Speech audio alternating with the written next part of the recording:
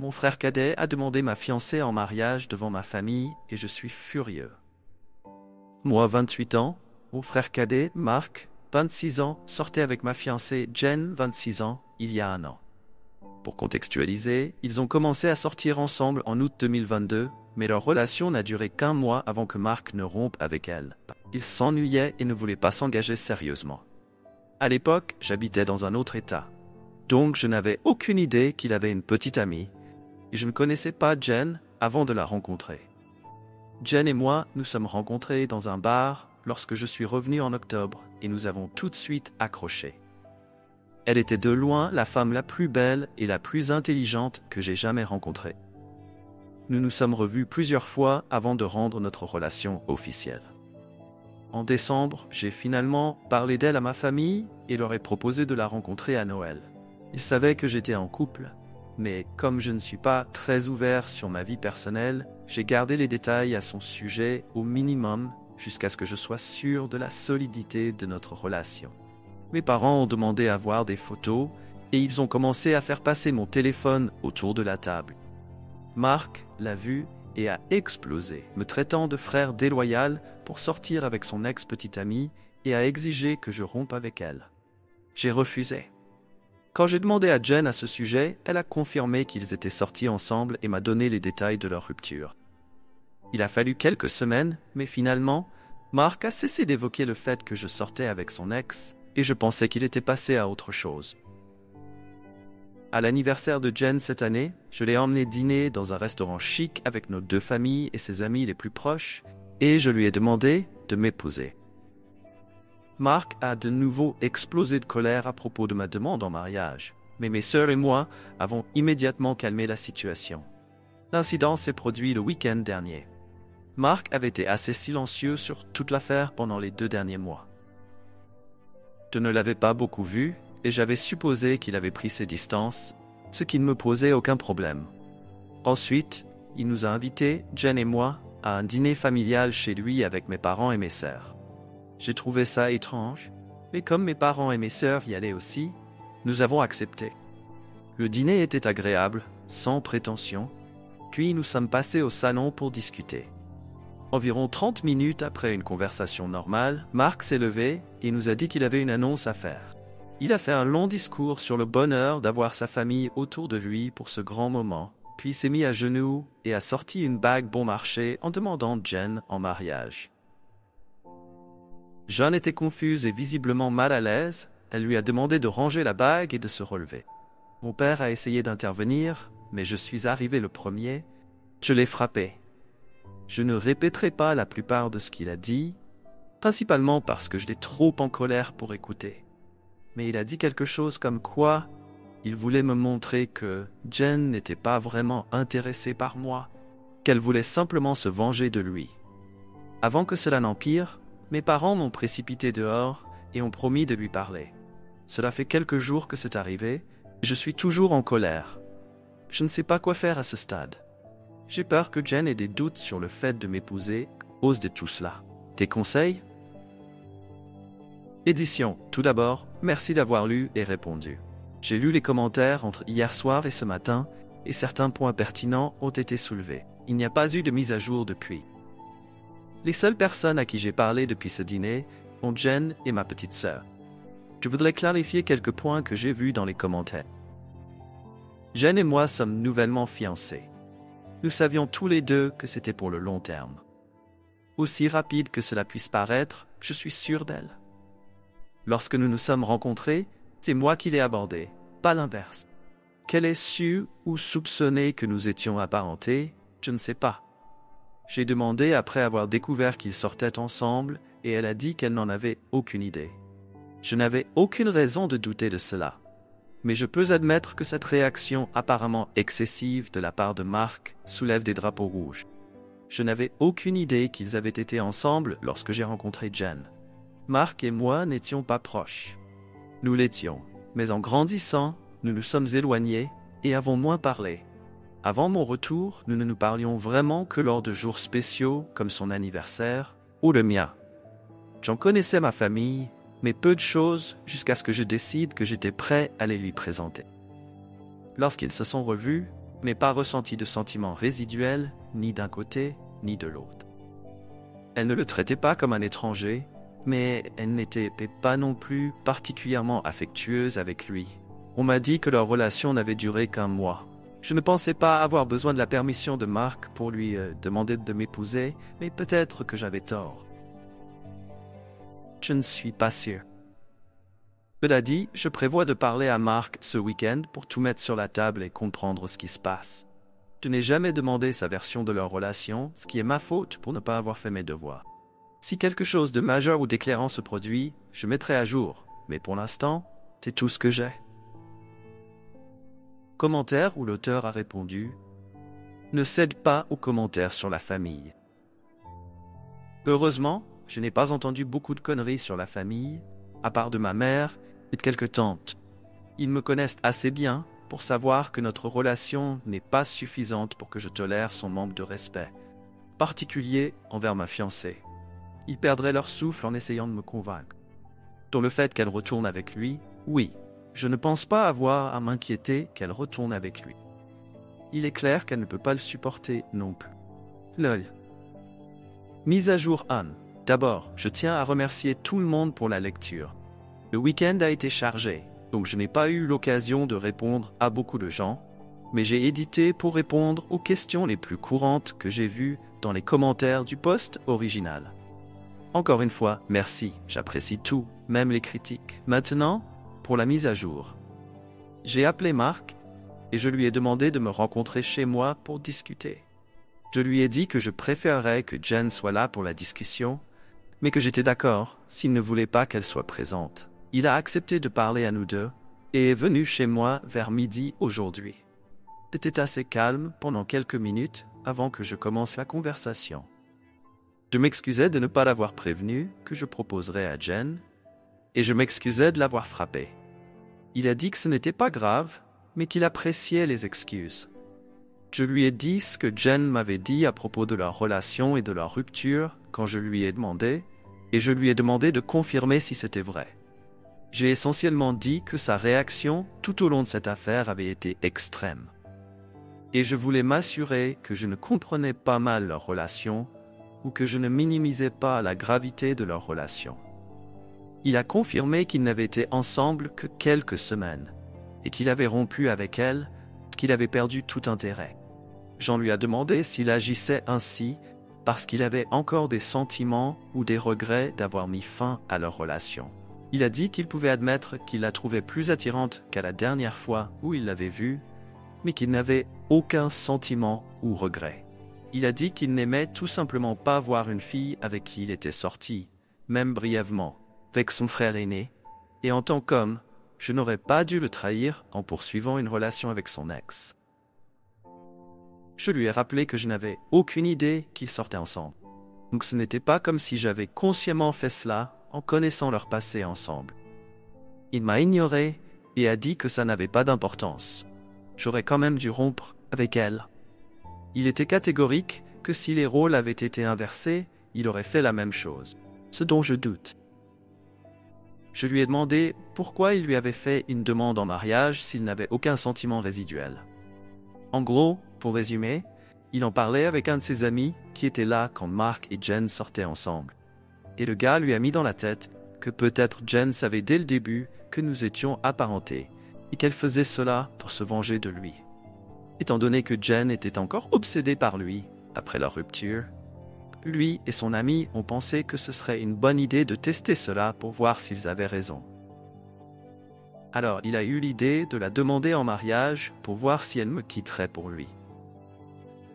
John lui a demandé de développer pourquoi il pensait qu'elle était encore accrochée à lui. Et il lui a dit qu'il avait entendu dire qu'elle se renseignait sur lui après la rupture et qu'elle traînait encore dans les endroits où ils allaient ensemble. Donc c'était une supposition valable. Ensuite, le fait qu'elle soit apparue soudainement avec son frère confirmait ses soupçons. Jean lui a dit qu'elle n'avait demandé des nouvelles de lui qu'une seule fois après la rupture, qu'elle fréquentait ces endroits avec des amis avant qu'ils ne commencent à sortir ensemble, et qu'elle ne les éviterait pas à cause d'une rupture.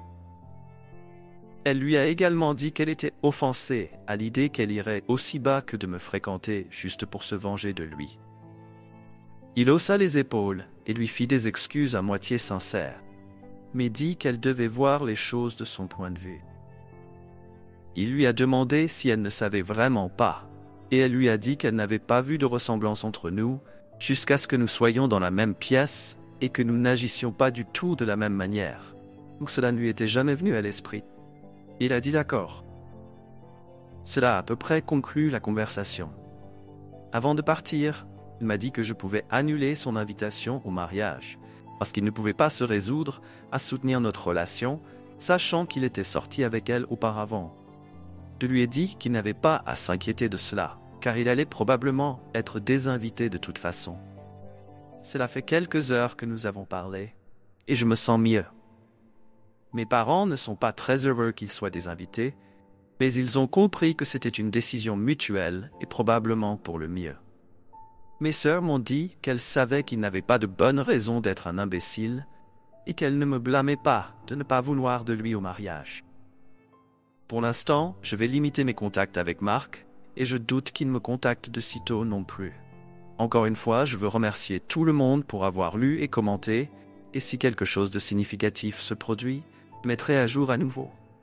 Commentaire où l'auteur a répondu « Pourquoi ne savait-elle rien de ta famille ?» Nous n'avions pas beaucoup parlé de ma famille au début de notre relation. J'avais quitté la maison pour m'éloigner de mes parents en particulier, et j'ai commencé à me réconcilier à la demande de ma sœur lorsque j'ai décidé de revenir à la maison. J'étais ouvert sur le fait que je n'étais pas proche d'eux quand Jen a demandé et elle a accepté d'être tenue dans l'ignorance compte tenu des circonstances. Mise à jour 2. Note de l'éditeur. Boo a posté ces 2 mises à jour sur le même post. Mais pour clarifier, la mise à jour 3 aurait eu lieu environ 2 semaines après la mise à jour 2. Il a simplement combiné les 2 mises à jour en un seul post. Si je devais deviner, c'est probablement parce qu'une de ces mises à jour a été supprimée ou bloquée sur un subreddit. Je ne pouvais pas poster cela sur le même forum, donc je le poste directement sur mon profil au cas où quelqu'un serait intéressé par une mise à jour.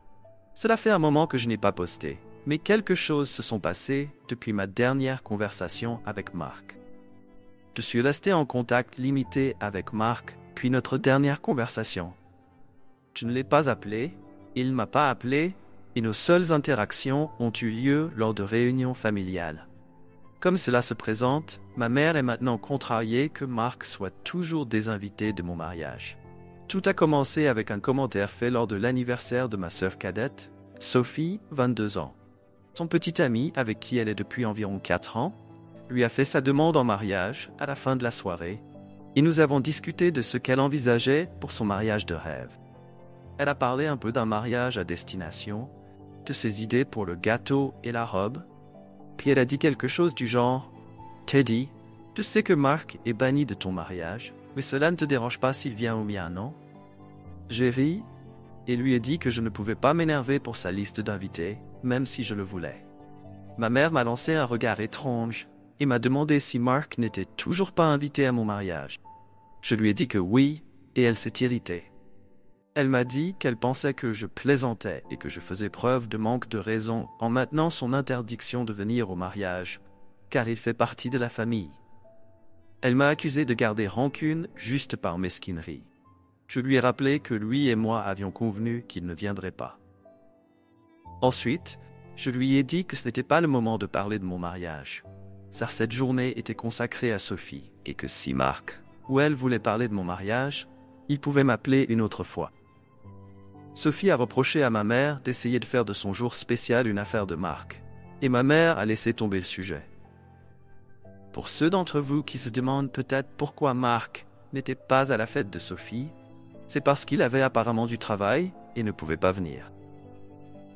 Quelques jours plus tard, ma mère est passée chez moi et a dit qu'elle voulait discuter de mon mariage. Elle m'a demandé pourquoi j'étais si catégorique à ce que Mark ne vienne pas à mon mariage.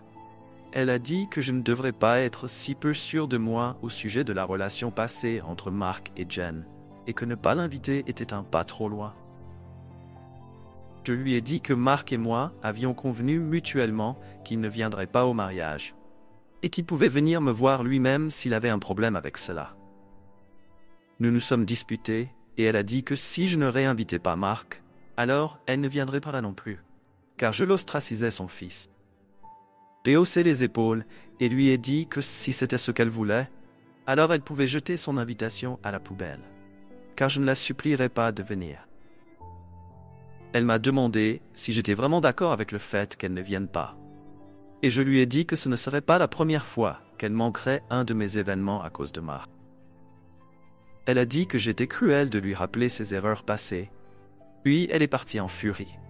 J'ai ensuite commencé à recevoir des messages et des appels de sa part, ainsi que de quelques membres de la famille, à propos de toute cette situation, disant que j'avais tort et me pressant d'inviter Marc juste pour maintenir la paix. Jean a également reçu des messages de ma mère lui demandant de me parler et de me faire changer d'avis. Mais à ma connaissance, elle n'a pas encore répondu. La plupart du côté de ma famille maternelle se tient solidaire avec elle et ne vient pas au mariage. Tandis que mon père et son côté de la famille, qui se compose uniquement de ma tante, mon oncle et leurs 2 enfants, sont d'accord avec moi et viennent toujours. Mes sœurs viennent également toujours au mariage. Et bien sûr la famille de Jen aussi. J'ai parlé à Marc à ce sujet et lui ai demandé s'il avait un problème avec le fait de ne pas être invité.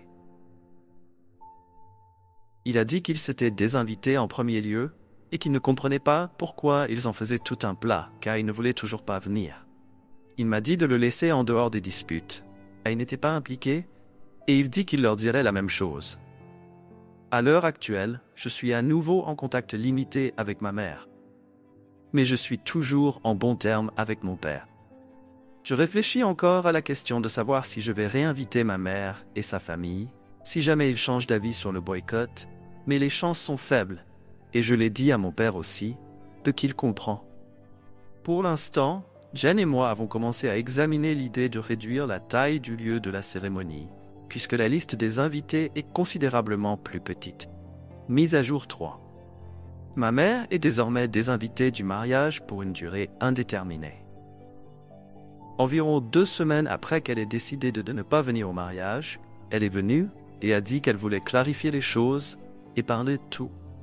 Nous avons accepté et l'avons invitée à dîner. Jean lui a préparé une assiette et je lui ai demandé si elle prévoyait toujours de ne pas venir au mariage. Elle a dit qu'elle voulait venir, mais qu'elle ne pouvait pas le faire sans inviter Marc, car selon elle, ce n'était qu'une simple erreur. Je lui ai rappelé que cette simple erreur était de demander ma fiancée en mariage alors que je me trouvais à moins de 3 mètres de lui. Et elle a dit que c'était juste une blague. On lui a demandé pourquoi elle voulait parler si elle maintenait la même position sur la venue de Marc au mariage. Elle a dit qu'elle voulait parler à Jen et qu'elle espérait que Jen l'écouterait et me parlerait pour convaincre d'inviter à nouveau Marc. Elle supposait apparemment que j'étais au travail et qu'elle pourrait l'attraper seule. Jen lui a poliment dit qu'elle comprenait son raisonnement, mais qu'elle n'aurait de toute façon pas eu cette conversation sans moi, car cela concerne mon frère.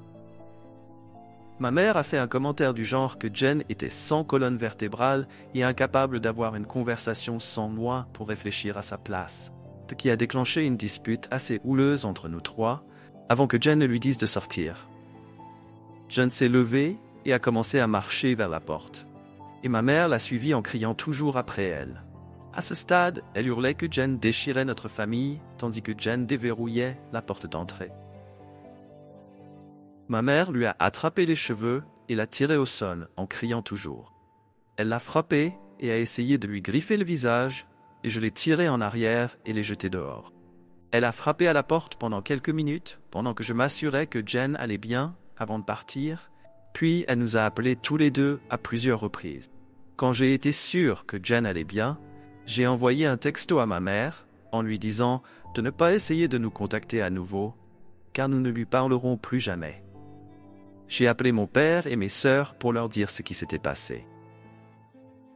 Mon père était surpris et a essayé de trouver des excuses, disant qu'elle était stressée par toute cette situation depuis un moment. Mes sœurs disent qu'elles savaient qu'elle craquerait un jour, car elle a toujours été dérangée, et elles ont dit qu'elle viendrait s'assurer que Jen allait bien. J'ai demandé à Jen si elle voulait porter plainte, mais elle a refusé et a dit qu'elle voulait juste couper les ponts pour de bon avec elle. Je lui ai dit que c'était évident, mais qu'elle devrait quand même parler à la police car elle avait été agressée physiquement. Mais elle ne voulait pas que ma mère soit arrêtée. Mes sœurs et la mère de Jen sont venues pour la réconforter. Heureusement. Ou qu'elle va bien.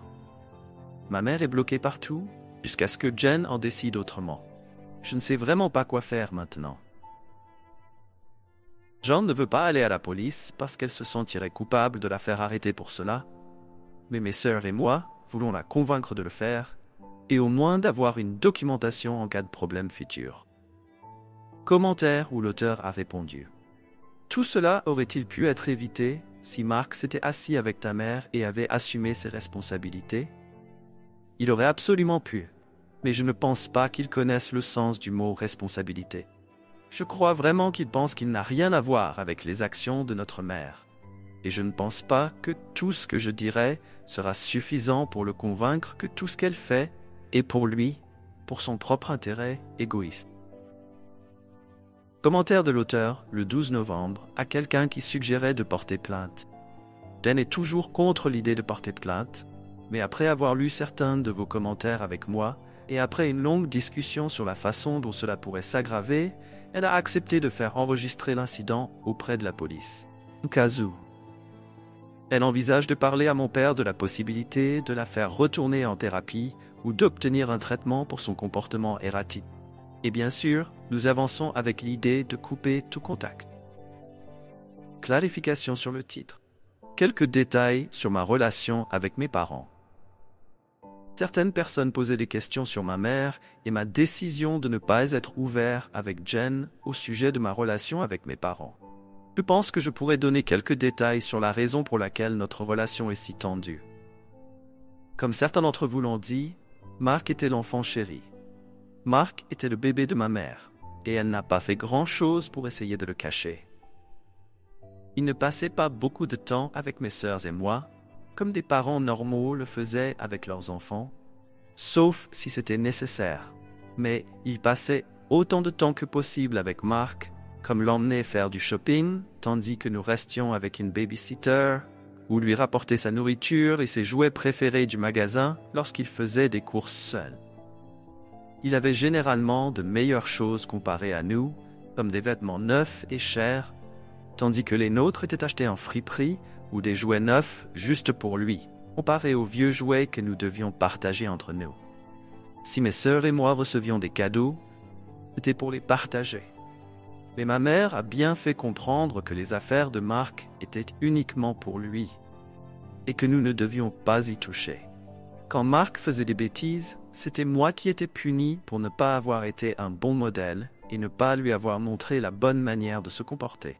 Par exemple, Mark a traversé une phase où il cassait ses jouets, et j'ai reçu une raclée parce qu'il était évident qu'il avait appris ce comportement de moi. Quand il avait 8 ans, Mark a eu des ennuis à l'école pour avoir tenté de pousser un autre enfant dans les escaliers.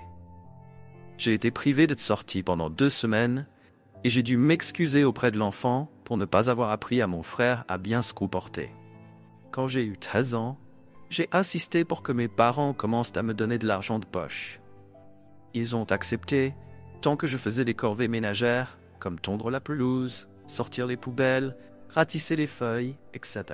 Je recevais habituellement environ 25 $ par semaine pour m'aider à économiser. Mark a vu que je recevais de l'argent et il a supplié mes parents pour en avoir aussi. Au lieu de le faire travailler, 10 $ de mon argent de poche lui ont été donnés chaque semaine parce que nous faisions un si bon travail avec les corvées qu'il n'a jamais touché. Chaque fois que je lui demandais de m'aider, il me disait que c'était pas son travail de faire des corvées. Alors pourquoi s'en soucier? C'est à peu près à ce moment-là que j'ai commencé à vraiment m'éloigner de mon frère. Quand je suis entré au lycée, nous ne parlions plus que lorsque nous avions besoin de petits services, ou lorsque c'était absolument nécessaire. J'ai obtenu mon premier emploi à 17 ans parce que je voulais enfin acheter ma propre voiture et gagner de l'argent qu'il ne pouvait pas me forcer à donner à Mark. Ma sœur aînée, Maggie, m'a aidé à ouvrir mon propre compte bancaire et m'a montré comment gérer correctement mon budget, économiser mon argent. J'ai acheté ma première voiture à 18 ans après tout mon travail acharné. Quand Marc a eu son permis, mes parents m'ont demandé de lui prêter ma voiture pour qu'il puisse se déplacer et s'entraîner au volant. Contre cœur, j'ai accepté. Pendant un moment, l'arrangement a bien fonctionné. Marc utilisait ma voiture quand je n'en avais pas besoin et l'aidait à bien l'entretenir. Lorsqu'il a exprimé le souhait que mes parents lui achètent sa propre voiture, ma mère est venue me voir et m'a dit de lui donner ma voiture, qu'il en avait plus besoin. Quand j'ai refusé, elle m'a menacé de me mettre à la porte. Nous nous sommes disputés ce soir-là. Il s'est terminé par le fait qu'elle a donné ma voiture à Marc et m'a emmené transférer la propriété à son nom dans les jours qui ont suivi. Comme je n'avais nulle part d'autre où aller à l'époque, j'ai simplement encaissé et signé les papiers. Lorsque j'ai terminé le lycée, mes 2 parents ont manqué ma remise de diplôme, parce que Marc ne voulait pas rester assis pendant une longue cérémonie juste pour me voir recevoir un morceau de papier, et ma mère ne voulait pas le laisser seul pour la soirée. Donc, je n'avais que le soutien de mes sœurs, ainsi que de ma tante et de mon oncle qui voulaient m'emmener dîner. Ils ont fini par devoir me ramener chez moi à la demande de mes parents, parce qu'ils m'avaient préparé un dîner pour se rattraper. C'était un dîner que je ne pouvais pas manger, parce que ma mère avait mis des crevettes et du poulet sur le même plat, et je suis allergique aux crustacés. Dans ma première année après le lycée, j'ai travaillé 2 emplois pour m'acheter une autre voiture.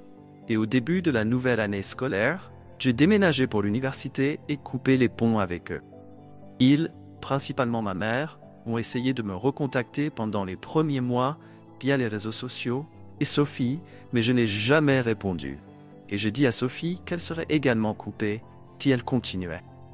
Quand elle ne pouvait pas me joindre à travers Sophie, elle a essayé de passer par ma sœur aînée, Charlotte, et quelquefois par Maggie et Marc, jusqu'à ce que je menace de déposer une ordonnance restrictive pour harcèlement. C'était un bluff, parce que je n'avais aucune idée de la façon de le faire, mais cela a réussi à lui faire peur. Et la plupart du temps, je recevais de sa part de simples messages de vœux de fête. Au moment où je suis revenu, Charlotte m'a dit qu'il voyait un thérapeute familial à la demande de Charlotte et que mes parents voulaient s'excuser pour la façon dont ils nous avaient traités. J'étais hésitant, mais j'ai accepté, à condition que cela soit sincère. Et le processus de réconciliation a commencé lorsque je suis revenu chez moi.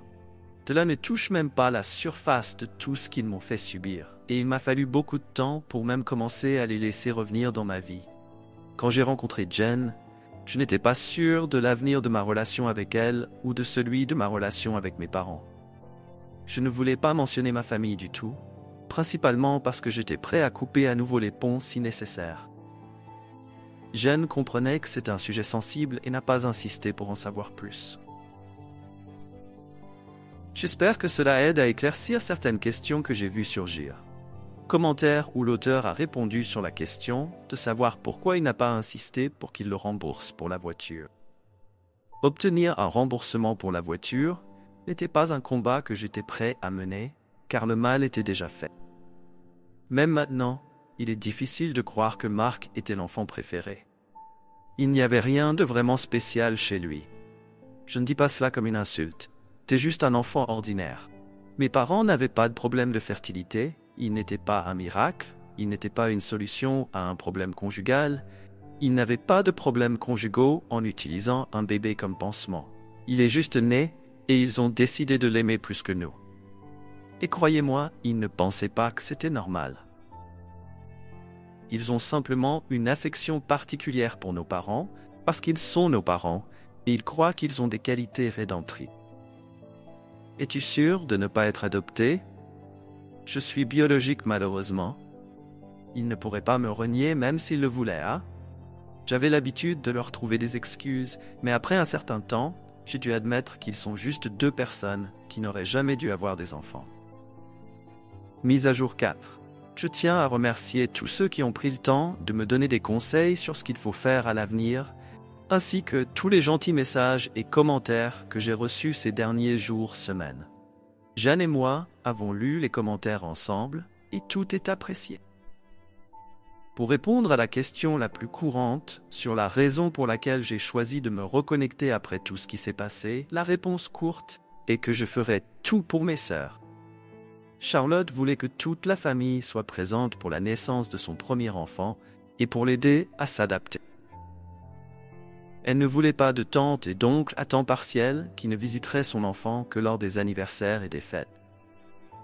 Elle n'était jamais du genre à demander quoi que ce soit en grandissant. Alors quand elle a demandé si j'étais prêt à essayer pour elle, j'ai accepté parce que cela la rendrait heureuse. Je pense aussi qu'une partie de moi espérait qu'ils avaient peut-être changé. Je ne regrette pas d'avoir essayé de me réconcilier non plus. Mes parents sont toujours terribles, mais j'ai rencontré l'amour de ma vie, donc je considère cela comme une victoire. Quelques personnes voulaient savoir s'il y a une mise à jour, donc la voici. Désolé si c'est un désordre ou confus, beaucoup de choses se sont passées. Nous avons déposé un rapport auprès de la police et on nous a dit que même si Jen ne veut pas poursuivre quoi que ce soit, ce n'est pas à nous de décider si cela ira plus loin, mais ils prendraient en compte notre préférence. Nous avons fourni des preuves assez solides de l'agression, y compris des photos du visage de Jen et des messages textes avec ma mère et mon père parlant de ce qui s'était passé. Nous avons été conseillés de signaler et d'enregistrer tout autre incident avec ma mère à l'avenir, au cas où quelque chose d'autre se produirait. Compte tenu de l'endroit où nous vivons, je doute que cela aille très loin, mais au moins, c'est consigné. J'ai reçu environ 100 messages textes en colère, qui me dit qu'ils ont au moins parlé avec elle de l'incident. Ma mère a essayé de m'intercepter en quittant mon travail et a crié après moi en disant que j'étais un fils horrible pour avoir essayé de la faire arrêter pour un petit malentendu et qu'elle ne comprenait pas ce qu'elle avait fait pour mériter d'être punie de cette manière. Je lui ai dit que si elle n'aimait pas avoir des problèmes avec la loi, alors elle n'aurait pas dû frapper Jen. Elle a exigé que je demande à la police d'oublier le rapport, que j'ai refusé. Je lui ai dit exactement ce que l'agent avait dit, à savoir que ce n'était plus entre mes mains. Elle a fait une crise dans le parking et m'a frappé plusieurs fois sur la poitrine et le bras avant que la sécurité n'intervienne et ne l'éloigne de la propriété. J'ai dû parler à mon patron de l'incident. Heureusement, elle a été compréhensive quant à tout ce qui se passait après que je lui ai expliqué la situation. Quand je suis rentré chez moi, j'ai raconté à Jen ce qui s'était passé. Elle était bouleversée et a demandé que nous discutions du plan avec ma famille pour l'avenir. Cela a été une longue discussion, mais nous avons pris le conseil de certains Redditors et décidé de couper complètement les ponts avec ma famille, à l'exception de mes sœurs. Nous avons convenu que les garder dans ma vie ajoutait un stress inutile pour nous deux.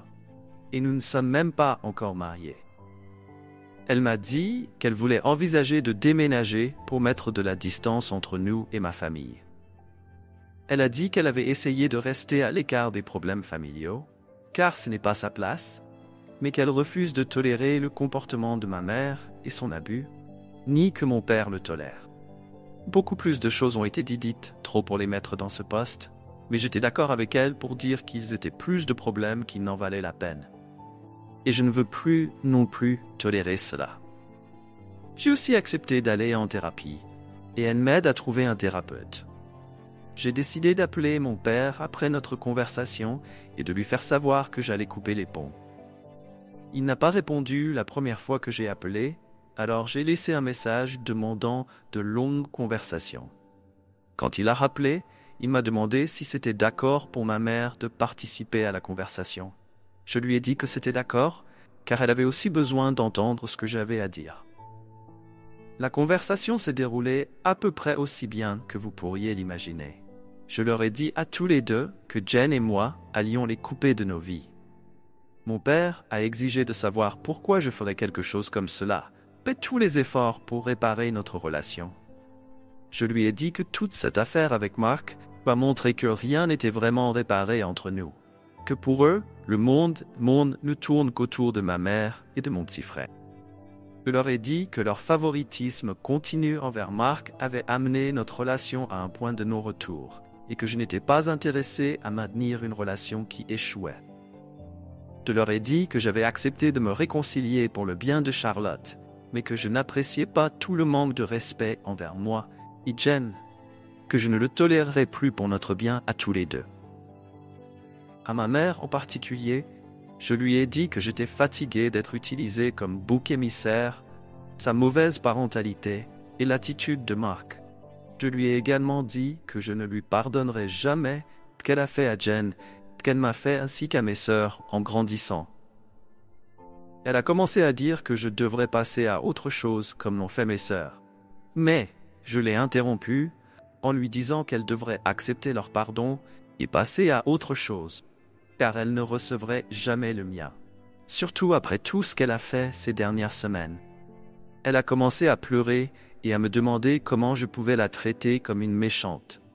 Je lui ai dit qu'elle ne pouvait être en colère que contre elle-même, car je n'avais rien fait de mal. Elle a pleuré encore plus fort et m'a dit combien elle regrettait de m'avoir eu, que je n'avais fait que ruiner sa vie. Cela a déclenché une dispute entre elle et Jen, une fois de plus. Et Jen lui dit en des termes beaucoup plus colorés qu'elle était répugnante et plein d'autres gentillesses pour avoir dit quelque chose comme ça à mon sujet. Je ne sais pas si elle a quitté la pièce ou si elle a simplement décidé de se taire. Mais ma mère a cessé de parler quand Jen a fini de lui dire ce qu'elle pensait. Mon père a dit qu'il n'était pas d'accord avec l'idée d'être exclu de ma vie et qu'il m'a demandé d'essayer de comprendre le point de vue de ma mère. Il a dit qu'elle luttait également parce que ses enfants étaient en désaccord et que je faisais preuve d'injustice en la punissant pour ses difficultés à nous élever et à prendre soin de nous. La dernière chose qu'il a dite, c'est que nous étions une famille et que je ne devrais pas laisser les erreurs du passé nous empêcher d'avancer ensemble. Je lui ai dit que la seule personne qu'elle ait jamais vraiment aimée, c'est Mark et elle-même, et qu'il n'y avait rien qu'il puisse dire ou faire pour me faire changer d'avis. Je lui ai dit que c'était à lui de choisir de garder mon numéro ou non, mais que je le bloquerais ainsi que ma mère partout et que je ne les recontacterai plus jamais. Ensuite, j'ai raccroché. Ensuite, j'ai envoyé un long email avec un lien vers mon poste attaché à toute ma famille, désinvitant tout le monde sauf ma tante, mon oncle et mes sœurs au mariage. Je n'avais pas pleuré depuis longtemps, mais Jen m'a tenu dans ses bras pendant que je pleurais après avoir écrit cet email. Et elle m'a assuré que tout irait bien. Mes sœurs m'ont également contacté après avoir lu l'email. Je me suis excusé auprès de Charlotte de ne pas avoir pu continuer la réconciliation comme elle le voulait, mais elle m'a dit que c'était bien et que ce n'était pas de ma faute si j'avais dû les couper à nouveau. La réaction de ma famille a été assez mitigée. Certains sont en colère parce que j'ai exposé les problèmes familiaux sur un forum internet public, tandis que d'autres sont furieux contre mes parents parce qu'ils n'avaient jamais su que c'était aussi mauvais. La dernière personne à qui j'ai parlé de tout cela était Mark. Il m'a demandé si je le coupais aussi de ma vie, et je lui ai dit que non, mais que je ne ferais pas d'effort pour le contacter non plus. Il n'a pas contesté et m'a juste souhaité le meilleur pour le mariage, et nous n'avons pas parlé depuis. En ce moment, Jeanne et moi cherchons un nouvel endroit où vivre. Le plan est de déménager plus près du frère de Jen, qui vit à environ 3 heures d'ici, et Jen et moi aimons la ville où il habite. J'ai parlé à mon patron de la possibilité d'un transfert, et Jen envisage la possibilité de travailler à 100% à distance ou peut-être de trouver un nouvel emploi. Et encore une fois, notre lieu de réception a changé, car la liste des invités est considérablement réduite. Mon beau-père envisage de nous laisser utiliser sa maison au bord du lac, notre mariage. Je ne prévois pas de poster davantage à ce sujet, sauf si le ciel me tombe sur la tête. Du moins pas avant le mariage, car je veux passer à autre chose, mais je vais essayer de répondre à toutes les questions que vous pourriez avoir. Merci et bonne fête. Édition.